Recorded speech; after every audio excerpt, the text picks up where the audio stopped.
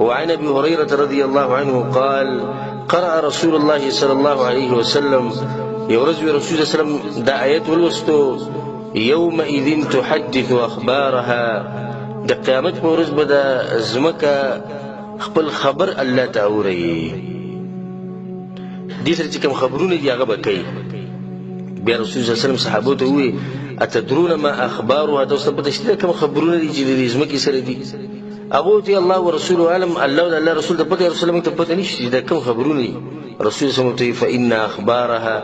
أن تشهد على كل عبد أو أمة بما عمل على ظهرها تقول عملت كذا وكذا في يوم كذا وكذا فهذه أخبارها. رواه الترمذي. رسول الله صلی الله علیه وسلم خبرونه دادي او غوږ د کولاو کوي چې د قیامت په ورځ به د ځمکه د هر سړي او د ښځې مبارک دا خبره کوي چې الله د پلاني په پلاني ټیم په پلاني ځکه پلاني ګناه کړې وه زه په دې باندې کوي ورکوم. بیا مال دې ځمکه وګوري که تاسو ګناهونه کوئ جزه کوئ خو دې ځمکه وګورئ چې الله نه چې بیا دا خبرونه نه اورئ که ګناهونه تاسو کوئ او پرېږدئ یې نه چې نه موږ خو ګناه کوو نو بیا د هغې دپاره داسې ځمکه وګورئ چې خبرونه نه وایي ګواهي ورنه کړي نو بیا به د هغې دپاره داسې ځمکه ګوري چې هغه ځمکه د الله نه وي. نو داسې ځمکه شتي څه داسې ځای تاسو ته معلوم دي چې هغه د الله نه وي هلته د الله باچایي دی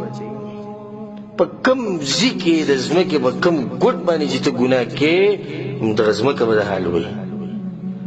ځکه دا بعض علما دا کار مستحب ګڼي چې کله انسان لمونځ کوي 2 رکعات یې وکړو ځای بدل کړه بل ځای کې نور وکړه بیا به هغه بل ځای کې ولې چې دا ځمکه به قیامت پورې څه کوي دا به ګواهي ورکوي دا به دا ګواهي ورکوي چې الله د دې ځای کې لمونځ کړی په دې ځای کې لمونځ کړی په دې ځای کې درس کړی په دې ځای کې جهاد کړی په دې ځای کې صدقې ورکړي دي په دې ځای کې یو سړي ته نصیحت کړی او په دې ځای کې دا بندګي کړې او په دې کې دا بندګي کړې دا ټوله ځمکه به لګي کوم ځای کې چې دا بندګي کړې دا خبرې به کوي او چې ګناهونه دې کړي هغه به هم خبرې کوي. دا داسې حدیث چې د انسان په زړه کې یره پیدا کوي که نه پیدا کوي. ته چې به کوم ځای کې هم پروت یې ګناه کوې درته زما نصیحت ته لږ د ځمکې ته داسې کته ګوره نو دا کوشش کوئ چې چېرته دا ځمکې د باندې داسې ګواهي ورنه کړي ګوره چې ته ګناه کړې ده. د هغې نه بعد حدیث راوړی وعن ابي سعید الخدري رضي الله عنه قال قال رسول الله صلى الله عليه وسلم رسول الله صلی الله علیه وسلم دا خبره کړې ده كيف انعم دې حدیث ته غوږ کېږدئ كيف انعم رسول الله صلی الله علیه وسلم وایي زه به څه خوشحاله شم او څه به مزې واخلم په دې دنیا کې. ولې یا رسول سوال به زړه کې چې ولې یا رسول ته ولې مزې نشي اخیستی څه چل دی کومې خبرې ته دې به سوچ کې اچولی چې ته مزې نشي اخیستی ته خوشحالېدی نشي؟ جواب دا دی وصاحب القرن قد التقم القرن واستمع الإذن متى